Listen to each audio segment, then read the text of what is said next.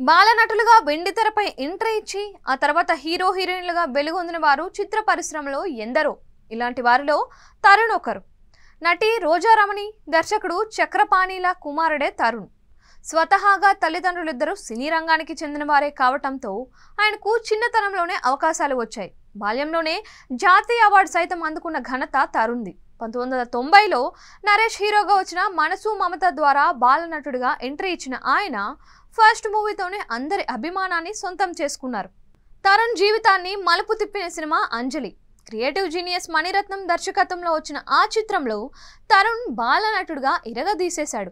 రఘువరన్, రేవతి, ప్రభుదేవ వంటి దిగ్గజాలతో పోటాపోటీగా నటించి శభాష్ అనిపించుకున్నాడు. 1990లో వచ్చిన ఈ సినిమాకు గాను ఆయనకు ఏకంగా జాతీయ ఉత్తమ బాలనటుడి అవార్డు వచ్చింది.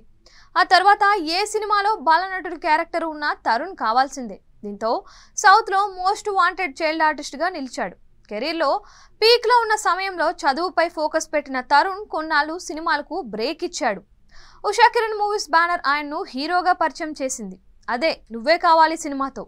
ఫీల్ గుడ్ లవ్ స్టోరీగా నేటికి విమర్శల ప్రశంసలు అందుకునే ఈ సినిమాతో తరుణ్ ఓవర్ నైట్ స్టార్ హీరోగా మారిపోయాడు.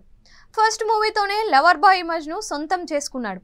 తక్కువ బడ్జెట్తో తెరకెక్కే ఆయన సినిమాలు అంతులేని లాభాలను కురిపిస్తూ ఉండడంతో నిర్మాతలు తరుణ్ డేట్స్ కోసం సూట్ కేసులతో క్యూ కట్టేవారు.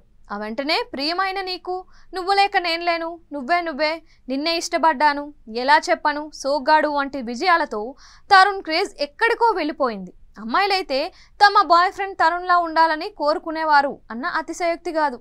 అయితే ప్రేమ కథలపైనే ఫోకస్ చేయడం, మిగిలిన జోనర్స్పై దృష్టి పెట్టకపోవడంతో తరుణ్ ఆ స్టార్డమ్ను నిలబెట్టుకోలేకపోయాడు. ఈలోగా కొత్త హీరోలు, కొత్త కథలు పోటెత్తడంతో తరుణ్ ఫేడ్ అవుట్ అయిపోయాడు.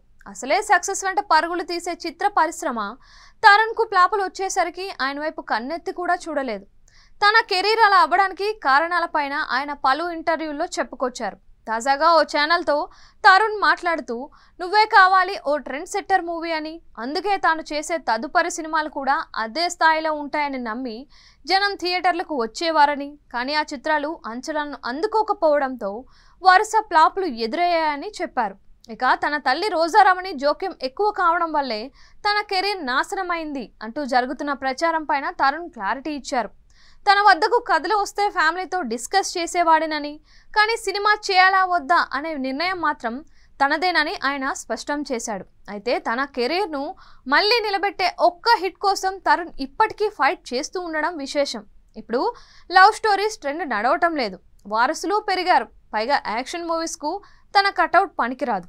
ఇలాంటి టఫ్ సిచ్యువేషన్ను తరుణ్ ఎలా హ్యాండిల్ చేస్తాడు అనేది రాబోయే రోజుల్లో ఆయన ఎంచుకునే సినిమాలపై ఆధారపడి ఉంటుంది.